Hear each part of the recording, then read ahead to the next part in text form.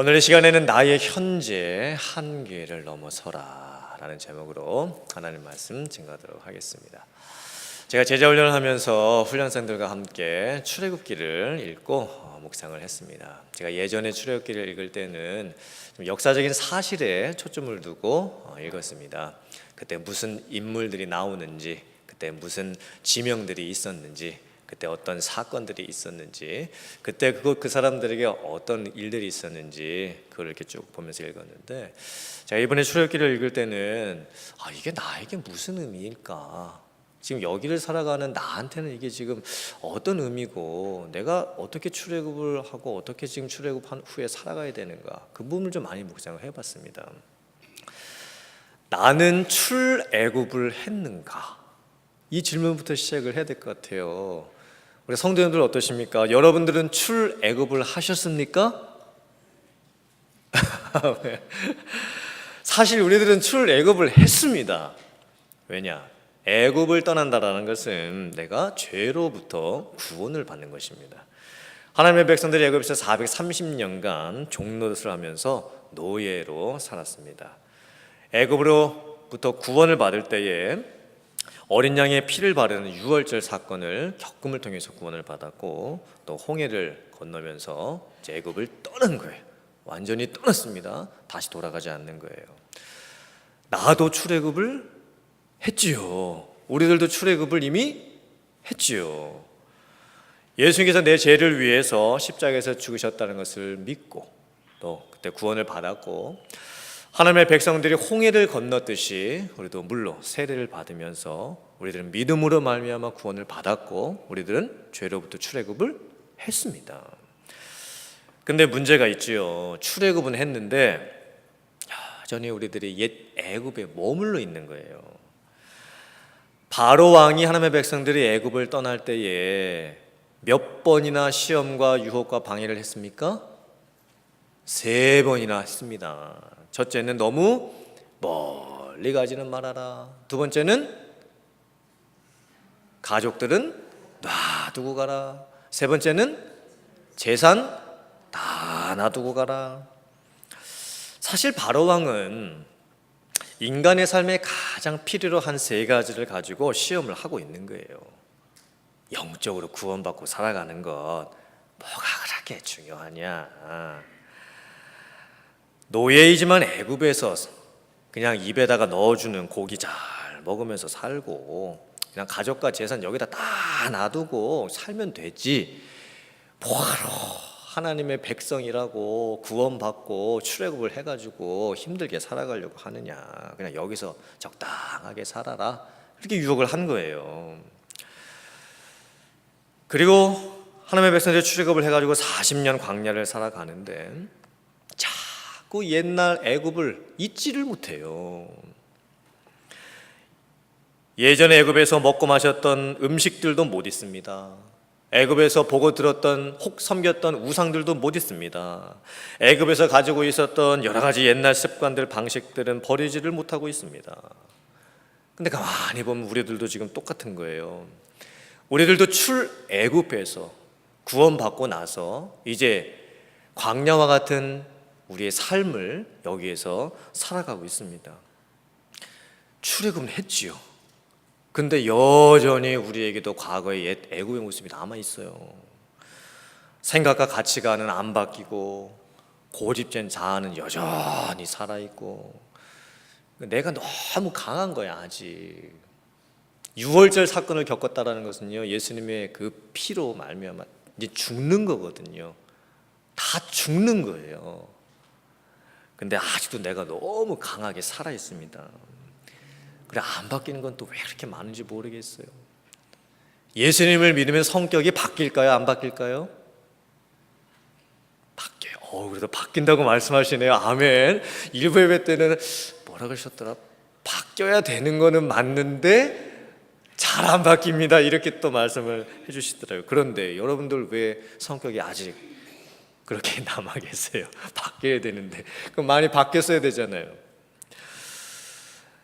사실요, 이 예수님을 믿으면 뭐 성격만 바뀌겠습니까? 전인격이 바뀌어야 되지요. 그게 정상이지요.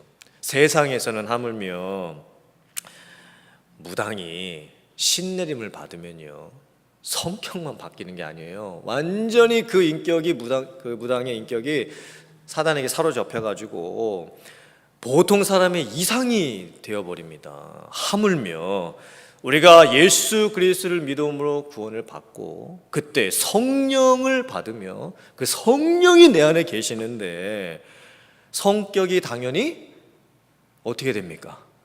바뀌는 거죠. 바뀌어야 됩니다. 근데 출애굽을 했고 예수님을 믿고 성령이 계심에도 불구하고 아직도 내가 안 바뀐 이유가 뭡니까? 그 성령을 따라 내가 살지를 않기 때문에 그렇습니다. 내 안에 계신 성령을 따라 내가 못 살고 있는 거예요. 지난 주일날 애굽을 떠날 때 우리를 방해했던 바로 왕의 모습을 살펴봤는데, 즉 우리로 하여금 옛 애굽에 머물게 하고 떠나지 못하도록 하고 자꾸만 붙잡아두도록 하는 것, 그게 무엇인가에 대해서 살펴봤는데, 바로 왕의 시험과 유혹과 방해는요, 외부에서 내 내부로 들어오는 거였어요. 그런데 오늘 이제 살펴볼 내용은 뭐냐면, 우리가 왜 이렇게 한계적인 모습에 머무를 수밖에 없는가. 이제는요, 변화가 되지 못하도록 방해하는 게 내 안에 있어요. 내 안에, 내 속에 있는 거예요. 그래서 우리들은 이 내 안에 있는 현재적인 나의 부족함과 한계들을 넘어서야만 이제 구원받고 난 이후에 우리에게 변화가 찾아올 수 있는 겁니다. 오늘 모세의 이야기가 나오는데요, 하나님께서 이스라엘 백성들을 출애굽시키실 때에 지도자로 모세를 세우십니다. 그리고 모세에게 나타나셔서 먼저 하나님이 누구신지에 대해서 말씀합니다. 나는 여호와라. 나는 스스로 있는 자 여호와 하나님이라. 이렇게 말씀을 하시고, 그리고 모세에게 말씀합니다. 내가 너로 하여금 이스라엘 백성들 앞에서 지도자로 삼고 이스라엘 백성들을 출애굽시키겠다. 그리고 너는 이제 하나님의 백성들에게 출애굽을 명하고 바로 왕 앞에서도 가가지고 하나님께서, 여호와 하나님께서 이스라엘 백성들을 출애굽시키신다 말을 해라. 하나님이 소명을 주시는 거죠. 사명을 주시고 모세를 부르시는 거예요. 근데 그때 모세가 어떻게 하나님께 대답을 하는가? 출애굽기 4장 10절의 말씀입니다. 모세가 여호와께 아뢰되, 감탄사를 잘 뉘앙스를 살려서 읽으세요. 주여, 이 감탄사에 주여, 나는 본래 말을 잘하지 못하는 자니이다. 주께서 조회 중에게 명령하신 후에도 역시 그러하니 나는 입이 뻣뻣하고 혀가 둔한 자니이다. 지금 이 말씀을 보면서 좀 궁금한 게 있었습니다. 모세가 정말 말을 잘 못했던 걸까? 정말 말 주변이 없었던 걸까? 언변의 능력이 좀 없었던 걸까? 진짜 말 주변이 없어서 이렇게 고백하는 걸까? 아니면은 말을 잘 했는데 이렇게 고백을 하는 걸까? 여러분 어떻게 생각하세요? 모세가 말을 진짜로 잘 못했던 사람이었을까요? 말 주변이 없고 말의 능력이 좀 없었던 사람이었을까요? 어떻게 해야 될까? 사실 두 가지 중에 하나예요. 첫째, 모세가 원래 말을 잘하는데 하나님으로부터 받는 소명과 사명이 너무 크니까 그게 너무 막중하게 느껴져서 뒤로 좀 이렇게 빼면서, 하나님 저는 잘 못합니다. 저 말고 다른 사람, 더 잘하는 사람이 있을 텐데 그 사람을 시켜주십시오. 그러면서 이렇게 모세가 말을 평상시에 이제 잘 하는데 좀 겸손하게 이렇게 하나님 앞에 고백을 하는 걸까? 그게 첫 번째 가능성일 테고, 두 번째는 정말로 모세가 실제로 말 주변이 없고 말 솜씨가 없었을 수도 있습니다. 여기서 말 주변이 없다라는 것은 모세가 뭐 말을 이렇게 더듬으면서 그렇게 말을 못했다라는 의미가 아니라, 모세가 이스라엘 백성들 출애굽시키게 되면 과정부터 이제 결론까지 200만 명 앞에서 지도자가 돼가지고 얘기를 해야 되는 거예요. 말을 해야 되는 거예요. 근데 모세 스스로 나는 달변가가 아니고 그 많은 군중들 앞에서 사람들의 마음을 확 사로잡아가지고 웅변적으로 설득력 있게 감동적으로 사람을 이렇게 끌고 갈 수 있는 그런 능력이 진짜 없어서, 부족해서 좀 걱정이 너무나 많아가지고 이렇게 고백을 했던 걸까?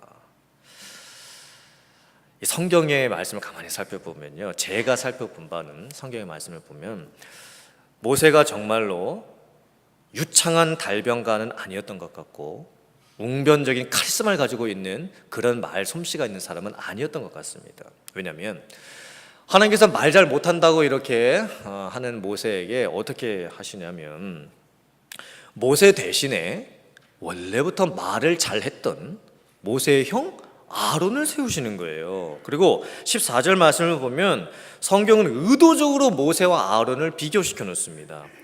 심지어 하나님께서 모세와 아론을 어떻게 비교하면서 평가를 하시냐면, 모세는 말 잘 못하는 사람, 그 다음에 아론은 말 더 잘하는 사람, 이렇게 비교 평가를 해놓으시는 거예요. 그리고 모세가 3번씩이나 반복해가지고 그 이후에도 계속 똑같은 그런 하소연을 해요, 하나님께. 출애굽기 6장 12절과 30절의 말씀입니다. 모세가 여호와 앞에 아뢰어 이르되 이스라엘 자손도 내 말을 듣지 아니하였거든 바로가 어찌 들으리까? 나는 입이 둔한 자니이다. 30절 말씀. 모세가 여호와 앞에서 아뢰되 나는 입이 둔한 자이오니 바로가 어찌 나의 말을 들으리까? 모세는요 3번씩이나 반복해가지고 오늘 본문 말씀 6장에서 2번씩이나 자기는 말을 잘하는 사람이 아니라고 이렇게 고백을 하고 있어요. 이 정도 보면요 모세는 말은 했지요. 그런데 스스로 생각하기를 적어도 200만 명을 이끌 수 있는 지도자로서 갖출 수 있는 그 언변적인 탁월한 능력, 웅변적인 능력, 설득적인 감동 줄 수 있는 능력, 그게 없었다고 스스로 생각을 한 거예요. 그리고 그게 정말 고민이 됐던 겁니다. 아니 이런 내가 어떻게 하나님의 백성들을 이끌 수 있는 지도자가 될 수 있을까? 정말 의외지요. 우리는 생각하기를 모세 정도 됐으면 엄청난 리더라고 생각을 하고 대단한 능력을 갖고 있었을 것이라고 생각을 하고, 말 정도는 말도 할 것 없고 사람들을 휘어잡아 가지고 이렇게 인도할 수 있는 지도자라고 생각을 하는데, 정작 모세 스스로는 그렇지 않았던 거예요. 자기 스스로가 자기 봤을 때 그렇게 생각을 하지 못하고 있었습니다. 그리고 그것 때문에 지금 한계에 부딪혀 있는 거예요. 하나님, 이것 때문에 저는 안 됩니다. 이 부분 때문에 저는 못하겠습니다. 의외지요. 모세가 이런 것 갖고 지금 고민을 하고 있다니까. 모세도 한계가 있었던 거예요. 연약함이 있었던 거예요. 제가 말씀을 보면서 한편으로 이 모세의 연약한 부분에 참 동감이 많이 됐습니다. 그리고 위로도 됐습니다. 솔직히는. 모세도 나하고 똑같은 고민을 하고 있구나. 왜냐하면 목사님들의 경우에는 목사님들은 설교를 잘 하셔야 되고 사람들 앞에서 말도 잘해야 되고 탁월한 언변도 있어야 되고 언어 구사 능력과 설득력 있는 그런 능력이 필요한데, 근데 목사인 제가 제 스스로를 봤을 때 사실 그렇지 않거든요. 저도 또 많은 목사님들이 이런 것 때문에 고민을 많이 하고 계십니다. 사실 목회를 할 때 설교는 작은 일부분입니다. 설교만 잘한다고 목회를 하는 것도 아니고 설교를 못한다고 목회를 못하는 것도 아닌데, 사실 목사님 같은 분들에게는 이 말솜씨 때문에 좀 고민이 될 때가 솔직히는 있지요. 근데 가만히 보면요, 이 모세의 고민은 궁극적으로 봤을 때는 여러분들에게도 다 있는 고민인 거예요. 모세에게 말을 잘 못하는 한계가 있었듯이 우리들 모두가 다 연약함과 부족함과 한계들을 가지고 이 세상을 살아가고 있습니다. 때로는 내가 무엇인가를 못한다라는 것, 나에게 무엇인가 없다라는 것, 나에게 무엇인가 모자라고 또 부족한 것이 있다라는 것 때문에 고민이 될 때가 참 많이 있습니다. 특히나 이민생활은 그 영어를 잘 못한다는 것 하나만으로도 참 큰 불편을 겪지요. 또 우리가 가정에서 아이들 키우고 직장에서 일하고 비즈니스하고 인간관계를 하고 신앙생활하면서 우리의 큰 생애의 영역을 살아갈 때에 한계에 부딪힐 때가 한두 번이 아닙니다. 그래서 내 자신의 모습을 보면서 정말 내게 없는 것이 너무 많구나, 내가 정말 부족한 게 너무나 많구나, 그것 때문에 낙심되고 실망되고 절망될 때가 참 많이 있어요. 자신의 한계에 부딪힐 때가 참 많이 있는 겁니다. 모세가 지금 딱 그런 상황에 놓여져 있는 거예요.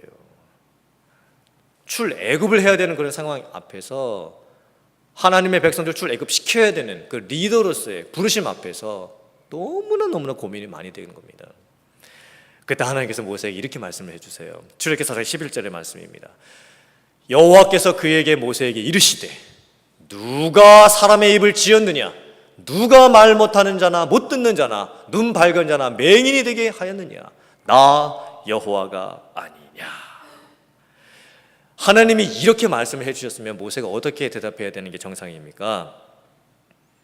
아멘, 하겠습니다, 이렇게 되는 게 정상인데 모세는 여전히 계속해서 하나님, 여기 성경에 보면 오 주여 저는 그래도 못합니다, 이렇게 지금 계속 고백을 하고 있는 거예요. 하나님께서 사실 이렇게 말씀을 하셨으면 모세는 순종해야 되는 게 맞는 거예요, 그죠? 근데 모세는요 계속 불순종해요. 못하겠다 그래요. 그때 하나님께서 어떻게 하시는가? 14절 앞부분을 보면요, 여호와께서 모세를 향하여 노하여 이르시되 이렇게 말씀을 하고 있어요. 모세가 계속해서 거부하고 못하겠다고 하니까 하나님께서 이제 뭐가 나시는 거예요? 화가 나시는 거예요. 그런데 제가 하나님께서 화를 내시는 이 부분을 묵상하는데 이게 그냥 화가 아니구나, 우리가 분노하듯이 하나님께서 화를 내시는 게 아니구나, 이런 묵상이 되었어요. 잘 보세요. 하나님이 모세를 얼마나 사랑하시면, 또 하나님이 모세를 얼마나 사용하시길 원하시면 못하겠다라는 모세 포기하지 아니하시고 끝까지 모세가 할 때까지 지금 참고 기다려주고 계시는 상황인 거예요. 하나님이 뭐가 아쉬우셔서, 사실 모세가 못하겠다고 하면 모세보다 잘할 수 있는 사람 하나님이 충분히 찾으실 수 있습니다. 근데 하나님이 모세에게 화를 내시면서까지 왜 모세를 이렇게 사용하려고 하시는 걸까? 그러니까 모세 입장에서 가만히 생각해 보면요, 모세는 어쩌면 정말 행복한 사람인 거예요. 하나님이 찾아오셔가지고 은혜 주신다 그러시고 내가 너를 사용하겠다 그러시고 못하겠다고 하니까 버리지 아니하시고 끝까지 참아주시고 기다려주시고, 이게 하나님의 분노하는 화가 아니죠. 하나님의 사랑이 담겨있는 화인 거예요. 결국에 하나님께서는요 모세를요 기억하고 사용하시고 맙니다. 그게 하나님의 계획이고 사랑이었던 거예요. 근데 하나님의 모세를 사용하시는 방법이 더 놀라워요. 우리가 생각하기에는 그러면 하나님께서 모세를 확 바꿔놓으셔가지고 말 잘 못한다고 하는 모세 이제는 유창하게 말 잘하는 사람으로 확 변화시키셔가지고 사용하실 것 같은데, 하나님께서는 참 의외로 역설적으로 말 잘 못하는 모세 그냥 말 잘 못하는 상태로 놔두고 사용을 하세요. 이게 참 독특한 부분입니다.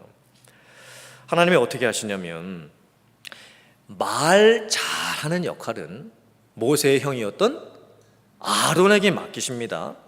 그리고 모세는 무슨 역할을 하는 거냐면 하나님으로부터 말씀을 받아서 그 말씀을 아론에게 전해줍니다. 그리고 아론이 하나님의 백성들 앞에 가가지고 그 많은 사람들 앞에서 하나님의 말씀을 이제 전하는 거예요. 근데 더 놀라운 것은 하나님께서 누구에게 더 영적인 권위를 주시는가? 하나님께서 모세에게 더 영적인 권위를 주십니다. 우리 생각에는 많은 사람들 앞에서, 군중들 앞에서 유창하게 말을 하는 이 모세가 더 크게 될 사람 같은데 그렇지 않은 거예요. 하나님께서 말씀합니다. 모세가 아론에게 하나님과 같이 될 것이다. 즉 하나님으로부터 말씀을 듣는 모세를 더 귀하게 여기시겠다라는 거예요. 사람 앞에서 말 잘하는 아론보다 하나님 앞에서 말씀 듣는 모세를 더 귀하게 여기시겠다라는 거예요. 제가 이 부분을 보면서 참 은혜를 많이 받았습니다. 우리들이 볼 때는 200만 명이나 되는 그 많은 군중들 앞에서 유창하게 언변적 능력을 가지고 사람들을 확 잡아가지고 말씀을 딱 전해주는 아론이 더 멋있어 보이고 능력 있어 보이는데, 하나님께서는 그렇게 말씀하지 않으십니다. 이 부분이 참 은혜가 됐어요. 저는 사람 앞에서 말 잘하는 사람이 아니라 하나님 앞에서 하나님 말씀 듣는 사람을 하나님은 더 귀하게 보신다. 아멘이십니까? 만약에 모세가 하나님의 백성들 앞에서 유창하게 웅변적으로 말을 잘하는 사람, 선천적으로 그렇게 잘하는 사람이었다면요, 모세는 분명히 오해했을 겁니다. 아, 내가 말 잘해가지고 하나님의 백성들이 나를 이렇게 막 따라주는구나. 대중적인 인기를 바라봤을 수도 있겠죠, 모세가. 그런데 모세는요, 말을 잘 못했기 때문에 모세가 해야만 하는 게 있었어요. 그게 뭐였을까요? 사람 앞에서 모세가 말을 잘 유창하게 못해요. 그래서 모세가 할 수 있는 것, 해야만 하는 게 있었습니다. 그게 뭐였겠습니까? 누구 앞에 가서 서는 거예요? 하나님 앞에 가서 서는 거예요. 하나님 앞에 가가지고 하나님 말씀 듣는 것을 모세는 해야만 했던 거예요. 하나님 앞에서 시간 보내는 것을 많이 가져야만 했습니다. 그게 모세를 모세되게 만들었던 거예요. 그래서 나중에 하나님께서 모세에게 어떻게 평가를 해주십니까? 신명기 34장 10절의 말씀입니다. 그 후에는 이스라엘에 모세와 같은 선지자가 일어나지 못하였나니. 모세는 어떤 사람이었다? 여호와께서 대면하여 아시던 자요. 얼마나 귀한 평가입니까? 모세는 참 인생의 귀한 평가서를 받은 거예요. 늘 하나님 앞에 가야만 했기 때문에, 하나님 앞에 서야만 했고, 하나님의 말씀을 들어야만 했기 때문에, 그것이 사람 앞에 가가지고 인기를 얻으면서 사람 앞에서 말 잘하는 그 삶보다 더 귀했던 거예요. 그래서 모세가 될 수 있었던 겁니다. 모세가 생각했겠죠. 모든 것을 하나님이 하셨구나. 내가 한 것은 정말 아무것도 없구나. 우리들이 인생을 살아갈 때, 우리들이 직장에서 일하고 비즈니스하고 또 신앙생활하고 모든 삶의 영역을 볼 때 우리는 이렇게 종종 생각을 합니다. 내가 학력이 조금만 더 화려했더라면, 내가 외모가 조금만 남들보다 좀 잘생겼더라면, 내가 저 사람보다 돈이 조금만 더 있었더라면, 내가 리더십이 조금만 더 남들보다 있었더라면, 내가 저 사람보다 나은 게 조금만 더 있었더라면 내가 더 잘할 수 있었을 텐데, 이렇게 생각을 합니다. 그런데 하나님께서는 어떨 때에는 우리들을 보시면서 우리들에게 있는 연약함을 그대로 다 놔두시고, 여기를 봐도 부족하고 저기를 봐도 부족하고, 나를 봐도 안 될 것 같고 저 사람을 봐도 안 될 것 같고 다 안 될 것 같은 그 상황을 그냥 그대로 두시면서 우리로 하여금 하나님 앞에 가서 하나님을 대면하게 만드실 때가 있습니다. 하나님은 부족한 자를 완벽한 자로 순식간에 변화시키지 않으실 때도 많아요. 하나님은 없는 물질을 순간적으로 대박나게 하는 방법으로 채워주시지 않을 때도 많이 있습니다. 하나님은 우리가 몸이 아픈데도 그 건강하게 회복을 안 시켜주시고 그냥 몸이 아픈 대로 놔두실 때가 있어요. 부족한 것은 부족한 대로 놔두시고, 없는 것은 없는 대로 놔두시고, 아픈 것은 아픈 대로 놔두실 때가 있어요. 물론 그것을 겪어야 되는 우리 입장에서는 참 그때 힘들죠. 그리고 불편해요. 사실 없으면 불편한 거예요. 내게 있는 것이 없고 돈이 없고 건강도 없고 내가 누리고 있는 것, 가지고 있는 것이 없다. 그럼 불편해요. 그런데 사람은요, 없어서 망하지 않습니다. 그냥 불편할 뿐입니다. 오히려 우리들은 가져서 망하게 될 때가 많아요. 있어서 망하게 될 때가 많은 거예요. 성도님들, 여러분들의 삶을 가만히 한번 살펴보세요. 없고 부족하고 모자랄 때 그때 불편은 했어요. 그런데 부족한 것을 알고 불편한 것을 알기 때문에 그때 우리들은 하나님 의지합니다. 안 하던 기도도 하게 되고, 그래서 가난한 심령이 하나님의 은혜를 붙드는 법을 배우는 거예요. 그래서 망가지지 않아요. 그런데 여러분들께서 뭔가를 가지고 있었을 때를 한번 생각해 보시길 바랍니다. 또 지금 점점 더 무엇인가를 더 가지고 가고 있는 그것을 한번 생각을 해보시길 바랍니다. 하나님의 의지를 안 하게 되는 거예요. 육체적으로는 편할 수가 있죠. 그런데 영적으로 점점 더 망가져가게 되어가는 겁니다. 사람은 약해서 넘어지지 않습니다. 오히려 강해서 넘어지는 거예요. 너무 강하면 나중에 부러져 버려요. 그게 우리의 연약함이고 한계인 겁니다. 하나님께서 모세를 사용하실 때를 잘 보세요. 말 잘 못한다고 하는 모세 그냥 두시는 거예요. 변신시키지 않으셨어요. 그 대신 하나님께서 말 잘하는 사람을 모세에게 붙여주십니다. 그리고 하나님께서 모세에게 마지막으로 주시는 게 하나 있어요. 오늘 본문 말씀 17절 제일 마지막에 나옵니다. 하나님께서 모세에게 뭘 들려주십니까? 손에 지팡이. 왜 지팡이였을까요? 이 지팡이가 상징하는 게 뭘까요? 이 지팡이는요, 은혜와 능력이 바깥에서 모세 안으로 들어간다는 것을 가르쳐 주셨던 상징이었습니다.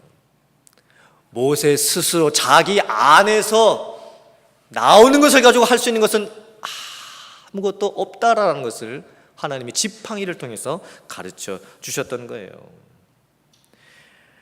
만약에 모세가 하나님이 주신 지팡이 없이 이것만 갖고 지도자가 됐다면요, 결국 모세는 나중까지 갈 수 없습니다.